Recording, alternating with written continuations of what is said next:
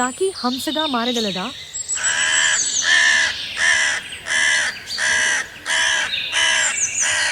ఒక హరితవనంలో ఒక నలుపు కాకి ఒక పొడవాటి చెట్టు కొమ్మపై కూర్చుని ఉంది.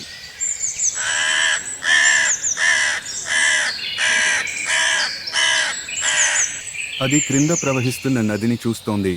అక్కడ తెల్లటి హంసలు నదిలో చక్కగా తేలుతూ వెళ్తున్నాయి. కాకి వాటి అందాన్ని చూసి ఆశ్చర్యపోయింది మరియు తాను హంసలా ఉండాలని ఆశపడింది.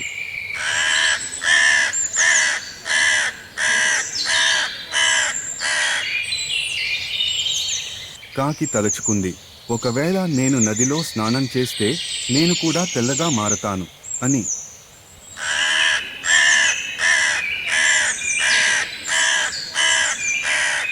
అది నదిలోకి దూకి తన రెక్కలతో నీటిని ఎగురవేస్తూ ఉత్సాహంగా స్నానం చేసింది.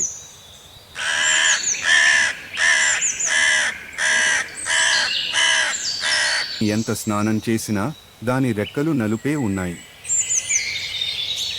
కాకి ఇప్పుడు హంసల్ని అనుకరించాలనుకుంది. మెడను పొడిగించి సున్నితంగా నీటిపై తేలేందుకు ప్రయత్నించింది. హంసల మృదువైన గొంతుల్ని కూడా అనుకరించింది. కాని హంసలు కాకి యొక్క ఉత్సాహపూర్వక ప్రయత్నాలను చూసి నవ్వాయి. ఎన్నో ప్రయత్నాల తర్వాత కాకికి ఓ నిజం అర్థమైంది.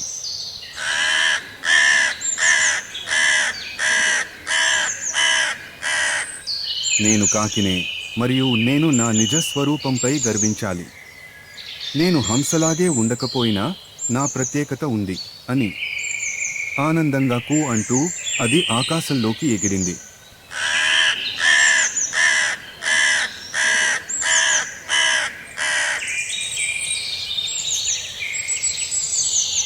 హంసలు కాకి యొక్క అర్థాన్ని గుర్తించాయి.